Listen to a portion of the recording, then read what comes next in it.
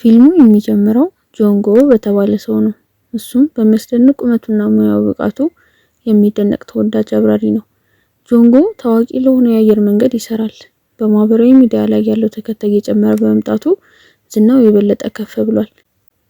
ይህ ተወዳጅነት ተደጋጋሚ የቴሌቪዥን ቃለ መጠይቆችን አስገኝቶለት በሁሉም ዘንድ የታወቀ ስም እንዲሆን አድርጎታል። ከዚህም በላይ ብዙ አየር መንገዶች ጆንጎን ለመቅጠር ፍላጎት አሳይተው በአቪዬሽን ኢንዱስትሪ ውስጥ በጣም አስፈላጊ ሰው ሆኖ በማገልገል እንደ ሂዩንግ ካሉ ታናናሾች አብራሪዎች አድናቆትን አትርፏል። ጆንጎ እንደ ከፍተኛ አብራሪነት የሚያምነው ፍልስፍናቸው ስራው የትም ይሁን የት ማድረግ ያለባቸውን በአግባቡ መብረር መሆኑን ደጋግሞ ይናገራል። አንድ ምሽት ከስራ ባልደረቦች ጋር በነበረ የኩባንያ እራት ላይ ጆንጎ ከሰከረ ከፍተኛ ባልደረባ አስተያየት ላይ በግዴለሽነት ምላሽ ሰጠ። በአየር አስተናጋጆች ገጽታ ላይ የተሰጣቸውን አስተያየቶች ተገቢ እንዳልሆኑ ተቆጥረው በአንድ ጀንበር በቫይራል ተሰራጩ። በአንድ ጀንበር ቀደም ሲል የነበረው ብሩህ ስራው ከሰመ። አንድም የአየር መንገድ ሊቀጥረው አልፈለገም። በኢንዱስትሪ ውስጥ ሙሉ በሙሉ ጥቁር መዝገብ ላይ ተመዘገበ። ነገሩን ይበልጥ ያባባሰው ሚስቱ ለፍቺ ለመጠየቅ መወሰኗ ነበረ። ይህን ውሳኔ ለረጅም ጊዜ ስታስበው እንደነበረችና ቅሌቱ ፍጹም እድል እንደሰጣት ታወቀ። ጆንጎ በመጨረሻ ወደ እናቱና ታናሽቱ የመዋቢያነት ይዘት ፈጣሪ ከሆነችው ጆንጋይ ቤት ተመለሰ። ጆንጎ ሚስቱን ማስደሰት እንዳልቻለ ስለሚያውቁ እናቱና እህቱም በፍቺው አልተገረሙም። አንድ ቀን ጆንጎ በሃን ኤርላይንስ ለቃለ መጠይቅ ቀረበ። በዚያን ጊዜ ከአሜሪካ ከተመለሰች በኋላ አብራሪ የመሆን ህልሟን ለማሳካት የወሰነችው ሱጊንን ጨምሮ ከሌሎች አብራሪዎች እጩዎች ጋር ተወዳደረ። በተጨማሪም ለስራዋ ቅድሚያ ለመስጠት ጋብቻና ልጅ መውለድን በመቃወም ያላትን ጽኑ አቋም የአየር መንገዱ ዳይሬክተር የሆኑት ማኖን ግን አስደነቀ። ይህ ጆንጎ ብቃት እንደሌለው እንዲሰማው አደረገው እና የአየር ኃይል ተመራቂ ቢሆንም ለስራው ተቀባይነት አላገኘም። በኋላ ጆንጎ ከሂዩንግ ጋር ተገናኘ። ሂዩንግም ጆንጎ በፈጠረው ቅሌት ምክንያት አሁን ብዙ አየር መንገዶች ለሴት አብራሪዎች እየመረጡ እንደሆነ ነገረው። ያለ ገቢና እያደገ ከመጣ ወጪ ጋር እየታገለ የቀድሞ ሚስቱን ለአንድ ዓመት ያህል የገንዘብ ድጋፍ ማድረግን ጨምሮ ጆንጎ ተስፋ ቆረጠ። ሌሎች አማራጮች ባለመኖሩ በእህቱ ስም ለአብራሪነት ለመወዳደር ወሰነ። ጆንጋይ ስለ ጆንጎ እቅድ ስትሰማ በድንጋጤ ሳቀች። ወንጀል ነው ብላ ተናገረች። አብራሪነት በዓለም ላይ ያለው ብቸኛው ስራ እንዳልሆነ ተከራከረች። ሆኖ ጆንጎ ራሱን ለመከላከል ሁለቱም የሚኖሩበትን የቤቱን የሞርጌጅ ክፍያ ጨምሮ ሊሸፍኑ የሚገባውን ከፍተኛ የኑሮ ውድነት አስረዳ። በመጨረሻ ጆንጋይ በግዴታው በዚህ አስገራሚ እቅዱ ተስማማች።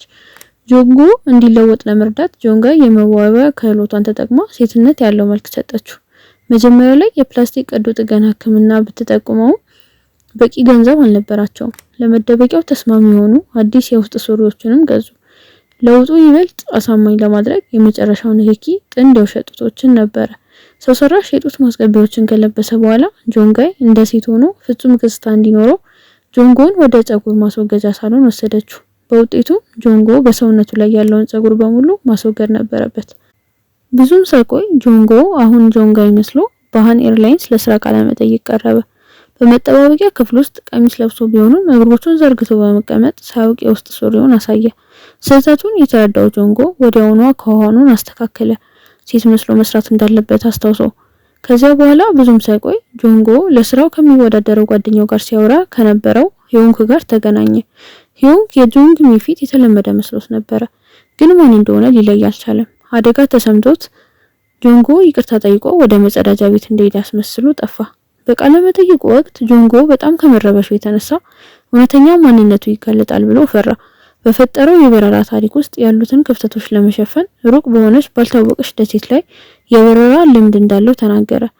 ማንን ግን ለማሳመን እሱም እንደ ሱጊ ለማግባት ወይም ልጅ ለመውለድ ፍላጎት እንደሌለው በመጨመር የአንድ ትንሽ የፓሲፊክ ደሴት ብሔራዊ መዝሙር ሳይቀር ዘምሯል። ተከታታይ የበረራ ሙከራዎችን ካጠናቀቀ በኋላ ጆንጎ በጆንጋይ ቅጽል ስም በሃን ኤርላይንስ እንደ አብራሪ ተቀጠረ። አዲስ አብራሪዎችን የእንኳን ደህና መጣችሁ እራት ላይ ሂዩንግ ከጆንጎ ጋር እንደገና ተገናኘ። የጆንግ ሚፊት የተለመደ መሆኑ የሚሰማው ስሜት ሊጠፋለት አልቻለም። በዝግጅቱ ላይ አንድ ከፍተኛ አብራሪ ስለ ጆንጎ ያለፈው ቅሌት ማውራት ጀመረ። ማራኪ የሆኑ አየር አስተናጋጆችን በማሞካቱ ብቻ ስራው መውደቁ ፍትሃዊ አይደለም ሲል ተከራከረ። ሆኖ በቦታው የነበረችው ሱጊ የአየር አስተናጋጆች መልካቸው እንደ ዕቃ መቆጠር እንደሌለበት በመግለጽ አልተስማማችም። ውጥረቱን ለማርገብ ጆንጎ ከቡድኑ ጋር በመሆን ዘፈንና በብርሃን ልብ ምሽቱን አሳለፈ። በማግስቱ ጆንጎ በጆንግሚ ማንነት የመጀመሪያ በረራውን በካፒቴን ሂዮንግ ቁጥጥር ስር በረረ። በበረራው ወቅት ሂዮንግ የጆንግሚ ትንሽ ጥልቅ የሆነ የወንድ ድምጽ አስተዋለ። ነገር ግን ለአብራሪ ተስማሚ ሆኖ አግኝቶት ግልጽነቱን በማሞገስ ሴክሲ እስከ ማለት ደርሷል። በበረራው ጊዜ ሁሉ ሂዮንግ ራሱን ከዘንዶ ጋር በማመሳሰልና ጆንጎን ቡችለ በማለት ያሾፍ ነበረ። ሆኖ ጆንጎ መልሶ መለሰለት። ማውራት ማቆም ስለማይችል ማንም ሰው ቡችል ለሚመስል ከሆነ እሱ ሂዮንግ መሆኑን ገለጸ። ባልተጠበቀ ሁኔታ ሂዮንግ ስለ ጆንጎ ብሩ ከፍተኛ ባልደረባው ታሪኮችን በግድየለሽነት አካፈለ። ጆንጎ በትምህርት ቤት ጊዜ ቀድሞንም የተካነበትን ልዩ የበረራ ችሎታውን አሞካሸ። ሆኖም ሂዮንግ ጆንጎን ግብዝና ከመጠን በላይ ምክንያታዊ እንደሆነ ገልጾለታል። ሂዮንግ ያመለከተው ግብዝ ጆንጎ ራሱ መሆኑን ለመረዳት ብዙ ጊዜ አልወሰደበትም። ለሚቀጥለው በረራው እየጠበቀ ሳለ ጆንጎ ደስተኛ ቤተሰብን ተመለከተ። ይህም ከራሱ ከተበታተነ ጋብቻና ሊጠገን ከማይችል ቤት ህይወት ጋር በእጅጉ ይቀረናል። የተበላሸው ትዳሩ ትዝታዎችን ወደ አእምሮ መጡ። ሚስቱ ለፍቺ የጠየቀችው ስራውን በማጣቱ ሳይሆን በሙያው ጫፍ ላይ ቸል መባል ምን እንደሚሰማው እንዲረዳው ለጊዜው ስለደረሰ መሆኑን አስታወሱት። በስራው ጫፍ ላይ ያለ ጆንጎ በራስ ወዳድነቱ ተውጦ ነበረ። ልጁ የባሌሪና የመሆን ህልም እንዳለው አያውቅም ነበረ። ሚስቱ የሆድ ካንሰር ቀዶ ጥገና እንዳደረገች አያውቅም። እንዲሁም አማቾቹ የተወለዱበት ቀን አያስታውስም ነበረ። ሚስቱ ጆንጎ የራሱን እናት እድሜ እንኳን እንደማያውቅ እርግጠኛ ነበረች። በመጨረሻ የምትፈልገው ትኩረትና ደስተኛ ቤተሰብን ብቻ ነበረ። ጆንጎ ዝም ብሎ እያሰበ ሳለ ሱጊ ቀረበችው። የእሱን ሀዘን ጆንጎ ቀደም ብሎ ሂዮንግን ቡችላ ብሎ መጥራቱ በአቪዬሽን ማህበረሰብ ውስጥ በሚሰራጨው ወሬ ምክንያት የተፈጠረ ፍረት መስሎት ነበረ። እሱን ለማበረታታት ሱጊ ወደ ገበያ እንዲወጡና ጊዜ እንዲያሳልፉ ጋበዘችው። በመውጣታቸው ጊዜ ጆንጎ እና ሱጊ ጣፋጭ ምግብ በሉና በምሽት ክበብ ውስጥ የሴቶች ምሽት ላይ ተገኝተዋል። በአንድ ወቅት ጆንጋይ ስለ ቤተሰቡ ተናገረ። የአንዲት እናት የበኩር ልጅ እንደመሆኑ መጠን ቤተሰቡንና ታናሽቱን ለመደገፍ ኃላፊነት እንደተሰማው አካፍሏል። እየተቀራረቡ ሲሄዱ ጆንጎ ወንድ ቢሆንም ለሱጊ ስሜት ማዳበር ጀመረ። ሆኖም ቀሚሱ ስር መደበቂያው የጠበቀውን የሚያዣ ቴፕ ያልተጠበቀ ድምጽ አስደነገጠው። ደንግጦ ጥርጣሬን ለማስወገድ በፍጥነት በጫካ ውስጥ ተደበቀ። ጊዜ ያለፈ ሲሄድ የጆንጎ ለሱጊ ያለው ስሜት እየጠነከረ ሄደ። የማወቅ ጉጉት አድሮበት ስለሷ ተስማሚ የትዳር አጋር አይነት ጠየቃት። ሱጊም ወዲያውኑ ውሸታሞችን እንደማትወድ በጽኑ መለሰችለት። ቃሏም ከሚቀጥለው የሃይዋይ በረራ በኋላ እውነቱን ለመናገር ጆንጎ እንዲወስን አደረገው። ወደ ሃዋይ በሚደረገው በረራ ላይ ጆንጎ በጆንግሚ ማንነት ከሂዮንግ ጋር እንደገና ተመደበ። በዚህን ጊዜ ሂዮንግ ለጆንጎ ያለውን ስሜት በድፍረት ተናዘዘ። ቁጥሩን ቢዘነጋም ሊረሳው እንዳልቻለ ገለጸ። ከዚያም ጆንጎ በቃለ መጠይቁ ወቅት ጭኖቹን ማሳየቱና ሲጠጣ ያሳየው የእይታ መንገድ በመጥቀስ መጀመሪያ የፈተነው እሱ እንደሆነ ከሰሰው። ሂዮንግ የፍቅር መናዘዙን በመሃል ላይ ያለ አውሮፕላናቸው ከባድ ችግር ገጠመው። በአየር ንፋስ መሃል ሜካኒካዊ ብልሽት ደረሰ። ሞተሮቹ ከጥቅም ውጭ ሲሆኑ ሁለቱም አብራሪዎች ተሳፋሪዎችን ለመዳን ወሳኝ ከባድ ስራ ገጠማቸው።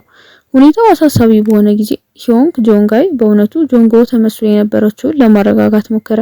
ምንም እንኳን እሱ ራሱ እየደነገጠ ቢሆንም በአንድ ወቅት ጆንጎ የአውሮፕላኑን መቆጣጠሪያ እንዲሰጠው ሂዮንግን ጠየቀ። ነገር ግን አውሮፕላኑ በፍጥነት ወደ ታች እየወረደ ቢሆንም ሂዮንግ ፈቃደኛ አልሆነም። ተበሳጭቶ ጆንጎ ተቆጣና ሳያውቅ በተፈጥሯዊ የወንድ ድምፁ ተናገረ። በዛን ጊዜ ነበር ሂዮንግ እውነቱን የተረዳው። ስሜት የነበረው ሴት በእውነቱ ከፍተኛ ባልደረባው ጆንጎ መሆኑ ነው። ትዕይንቱ ወደ ሆስፒታል አልጋ ላይ ወደ ነቃው ጆንጎ በፍጥነት አለፈ። ዶክተሩ ለየው ሲቀርብ ጆንጎ ወዲያው ተነስቶ ሸሸ። ሆኖም እንደወጣ ወዲያው እንደ ጀግና በሰየሙ ዘጋቢዎች ተከበበ። በሂዮንግ የአእምሮ ጉዳትና ከዚያ በኋላ ባለው የማስታወስ ችሎታ ማጣት ምክንያት የካፒቴንነት ሚያ ወደ ጆንጎ ተዘዋወረ። ከዚህም በላይ በረራ ያዳነ ሴት አብራሪ የጀግንነት ተግባር ዜና በመላው ኮሪያ ተሰራጭቶ ጆንጎ በጆንጋይ ማንነት የሀገር መነጋገሪያ እንዲሆን አደረገው። ዝና በጆንጋይ ስም ጆንጎን በፍጥነት አቀፈው። በበርካታ ታዋቂ መጽሔቶች ላይ ታየና የማስታወቂያ ስራዎችን አገኘ። በቅርብ ጊዜ ውስጥ ህይወቱ የቀድሞ ብሩህነቱን ተመለሰ። ግን አሁን በጆንጋይ መልክ ፊቱ ለአየር መንገዱ አዲስ አርማ ሆነ። አንድ ቀን የሃን ኤርላይንስ ዋና ስራ አስፈጻሚ ማኖንግ ጆንጎንና ሱጊንን ለእራት ጋበዘች። በዚያን ጊዜ ማኖንግ ኩባንያዋ ታላላቅ ስራዎችን የሰሩ ሁለት ልዩ ሴት አብራሪዎች እንዳሏት በኩራት አስታወቀች። አንዷ ተሳፋሪዎችን ያዳነች፣ ሌላዋ ደግሞ ለሴት ሰራተኞች የቆመች። ሆኖም ጆንጎ ስለ ሴት ሰራተኞች ማዳን በመጥቀሷ ግራ ተጋባ። ከዚያም ማኖንግ ጆንጎ በአየር አስተናጋጆች ላይ ተገቢ ያልሆነ አስተያየት ስለሰጠበት ቅሌት በወቅቱ በቦታው የነበረችው ሱጊ በድብቅ መግለጿን እና በኋላም መረጃውን ማውጣቷን ገለጸች። ሱጊ ይህን ሚስጥር ለዘላለም ለመደበቅ ተስፋ ስላደረገች ዋና ስራ አስፈጻሚው ይህን በማንሳቷ በግልጽ ተበሳጨች። ወደ ቤታቸው ሲመለሱ ሱጊ ዋና ስራ አስፈጻሚያቸውን ሙሉ በሙሉ እንዳይተማመን ጆንጎን ጠየቀችው። ሆኖም ጆንጎ እጅግ በጣም እንደተከዳ ተሰማ።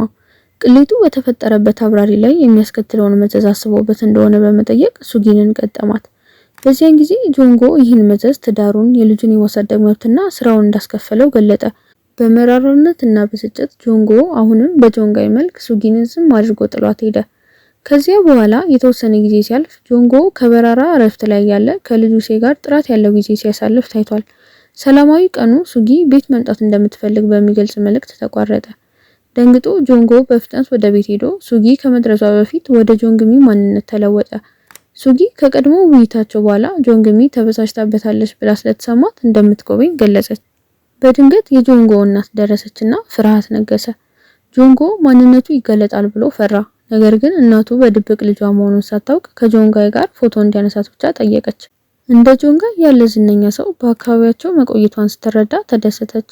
ደስ የሚለው የጆንግሚ እውነተኛ አቻ የጆንጎ እህት እናታቸው እየተጓዘች ስለሆነ አብራሪው ክፍሉን ተከራይታ እንደምትኖር በማስረዳት ገባች። የጆንጎ እናት ልጇ መጥራት እንዳለባት ስትጸና ሁኔታው ይበልጥ እየተወሳሰበ ሆነ። እንደ እድል ሆኖ የጆንጎ ስልክ በኪሱ ውስጥ ጮኸ። በፍጥነት ዘጋውና ጆንጎ የአስቸጋሪዎች ጥሪ እንደሆነ አስመሰለ። በዚያው ቀን እናቱ ታላቅ የልደት ድግስ አዘጋጀች። ሱጊንና ታዋቂው አብራሪ ጆንጋይን ጋበዘች። በሌላ ማንነቱ ለመገኘት ተገዶ ጆንጎ ለራሱ እናት ክብረ በዓል እንደ ሴት ለብሷል። በድግሱ ጊዜ ሁሉ እናቱ ልጇ እስኪመጣ በጉጉት ትጠብቅ ነበረ። ይህ ጆንጎ በጆንጋይና በራሱ ማንነት መካከል በፍጥነት ልብስ እንዲቀያየር አስገደደው። ሆኖም የጆንግሚ መታወቂያውን የያዘው የኪስ ቦርሳው ሲወድቅ ሁከት ተፈጠረ። በተመሳሳይ ጊዜ ሱጊ ያየችውና ጥርጣሬዋ ጨመረ። ይህ በእንዲህ እንዳለ ሱጊ የጆንጎን ቅሌት መቅረጫው በማውጣቷ መጋለጧን ተከትሎ ከስራ መልቀቋን የሚገልጹ ወሬዎች በአየር መንገዱ ተሰራጩ። ይህን እያወቀ ጆንጎ ከስራ መልቀቋን ለማስቆም ሞከረ፣ ግን ሱጊ ዝም አለች። ከዚያም ከሃይዋይ በረራ በኋላ አንድ ነገር እንደምትነግረው የገባውን ያልተሟላ ቃል በመጥቀስ ጆንጎ የሚነግራት ነገር ካለው ጠየቀችው። ጆንጎ አሁንም ጆንጋይ መስሎ የሚናገረው ነገር እንደሌለ መለሰላት። ቅር የተሰኘችው ሱጊ ለመሄድ ወሰነች። ለውሸት ያላትን ጥላቻ ደጋግማ ገለጸች። በሌላ በልኩ ማኖንግ ጆንጋይ የአየር መንገዱ አርማ ከሆነች በኋላ የደንበኞች ፍላጎት መጨመሩን በመወያየት ስብሰባ አደረገች። ከዚያ በኋላ ብዙም ሳይቆይ ጆንጎ ማኖንግን በመጋፈጥ የሱጊንን ስራ መልቀቅ እንድትቀበል አጥብቆ ጠየቀ። ማኖንግ ግን እምቢ አለች። ሃይዋይ በረራውን ያዳነችው ታዋቂ ሴት አብራሪ በእውነቱ ወንድ እንደሆነች በመግለጽ ተፎካካሪ የአየር መንገዶች ሚስጥሩን በሚገለጥ ዘገባ ማውጣታቸውን ገለጠች። በግልጽ ከሃይዋይ በረራ የወጣ አንድ የተቀዳ ድምጽ በድንገተኛ ጊዜ የጆንግሚን የወንድ ድምጽ ይዟል። ይህም ማኖንግ አስቸጋሪ ውሳኔ እንድትወስን አስገደዳት። ማኖንግ ጆንጎ እና ጆንጋይ አንድ ሰው እንደሆኑ ከጥንት ጀምሮ እንደምታውቅ አስረዳች። ጆንጎ ስራውንና ገቢውን ለማዳን ራሱን እንደ ሴት አብራሪ መስሎ መቅረቡን ተረዳች። ሆኖም አየር መንገዱ ሌላ ቅሌት መሸከም አይችልምና የጆንጋይ ማንነት የምርት ስማቸው ዋና አካል ሆኗል። በግዴታ ማኖንግ የአየር መንገዱንም ሆነ የጆንጎን ሚስጥር ለመጠበቅ በሱጊ ላይ ጥፋቱን ለመጣል መረጠች። ከዛም ማኖንግ ጆንጎ ለአንድ ዓመት ያክል በጆንጋይ ማንነት መስሎ መስራቱ እንዲቀጥል እድል ሰጠችው። ከዚህም በኋላ የሴት መልክን እንዲይዝ ሳትጠይቀው ጆንጎን እንደ አብራሪነት ወደ ስራው እንደምትመልሰው ቃል ገባች። ሆኖም ጆንጎ ለራሱ ጥቅም ሲል ጓደኛውን ለመሰዋት ፈቃደኛ አልሆነም። ባለፈው ጊዜ እንደነበረው ራስ ወዳድ መሆን አልፈለገም። ከተወሰነ ጊዜ በኋላ ማኖንግ በመሰረተችው አዲስ አየር መንገድ ምረቃ ስነ ስርዓት ላይ ጆንጎ በጆንጋይ ማንነት አዲስ የተሾመ ከፍተኛ አብራሪ ሆኖ ንግግር እንዲያደርግ መድረኩ ላይ ተጋበዘ። በብርሃን ስር ቆሞ ጆንጎ አስደንጋጭ መገለጥ አደረገ። ውሸት እየኖረ እንደነበር ተናዘዘ። ታዋቂው አብራሪ ጆንጋይ በእውነቱ ጆንጎ የተባለው ሰው ነበረ። እሱም ቀደም ሲል በቅሌት ምክንያት ከስራ የተባረረ አብራሪ ነው። ለስራ ተስፋ ቆርጦ ራሱን እንደ ሴት አብራሪ አስመስሎ ቀርቦ ነበረ። በቅንነት ጆንጎ በድግሱ ላይ ለነበሩት አየር አስተናጋጆች በተናገራቸው አሳዛኝ ቃላት ይቅርታ ጠየቀ። አስተያየቶቹ ያደረሱትን ስቃይ እንዳልተረዳ አምኗል። ጆንጎ አሁንም በዊጉና በልብሱ ጆንጋይ ስለሚመስል ብዙ ዘጋቢዎችና ተሰብሳቢዎች የይገባኛል ጥያቄውን ተጠራጠሩ። ነጥቡን ለማረጋገጥ ጆንጎ ዊጉንና የጡት ማስያዣዎችን አወለቀ። ጡንቻማ አካሉን ገልጦ ማንነቱን ወንድ መሆኑን አረጋገጠ። ከዚያም ሱጊንን በማታለሉ ምን ያክል እንደተጸጸተ በመግለጽ ይቅርታ ጠየቃት። በመጨረሻ ጆንጎ ወዲያውኑ እሷን ለመፈለግ ወጣ። በአካል ይቅርታ ለመጠየቅ ጓጉቶ በሎቢው ውስጥ ጆንጎ ከሱጊ ጋር ተገናኘ። እሷም በሁለቱም ጉንጮቹ ላይ በጥፊ መታችው። እንደ ጆንጎ ይቅር እንዳለችው ነገረችው። ነገር ግን ስለ ጆንጋ ያላትን ስሜት ማስታረቅ አልቻለችም። ለመቋጫነት ጆንጎ ድምጹን ለስለስ አድርጎ እንደ ጆንጋይ ተናገረ። ሱጊን በቀጥታ ይቅርታ ጠየቀ። በመጨረሻም ጆንጎ በቅሌቱ ምክንያት የብዙሃን መገናኛ ትኩረት አግኝቶ ታዋቂ ሆነ። የአብራሪነት ፈቃዱ ተሰረዘ። ነገር ግን ህዝቡ አሳሳቢ ድርጊቶችን ቢኖሩ አሁንም መልካም እየሄደ እንደሆነ አስተዋለ። ብዙዎች ጆንጎ በሃይዋይ በረራ ወቅት በመቶዎች የሚቆጠሩ ሰዎችን በማዳኑ አሞካሸው። መንገዳቸው አልፎ አልፎ ቢገናኝም ጆንጎ እና ሱጊ አልፎ አልፎ ይገናኙ ነበረ። አጭር ግን ትርጉም ያለው እይታ ይለዋወጡ ነበረ። ጆንጎ ወደ አዲስ ምዕራፍ ተሸጋገረ። በአየር ፓርክ አካዳሚ የበረራ ማሰልጠኛ ማዕከል አስተማሪ ሆኖ መስራት ጀመረ። ምንም እንኳን የአብራሪነት ስራው ቢያልቅም ጆንጎ በግል መፈክሩ መኖሩን ቀጠለ። የትም ብትሆን በአግባቡ መብረር። ከታሪኩ የሚወሰድ የሞራል ትምህርት፣ ራስን መደበቅ ስራ ሊያስገኝልህ ይችላል፣ ነገር ግን ሁለት ጊዜ በጥፊ እንድትመታም ሊያደርግህ ይችላል። ታማኝነት ከማያያዣ ቴፕ አደጋዎችና አሳፋሪ መናዘዞች እንደሚያድንህ አስታውስ። ቪዲዮውን ከወደዱት ቻናሉን ላይክ ማድረግ እና ሰብስክራይብ ማድረግ አይርሱ። በሚቀጥለው ጊዜ እንገናኛለን።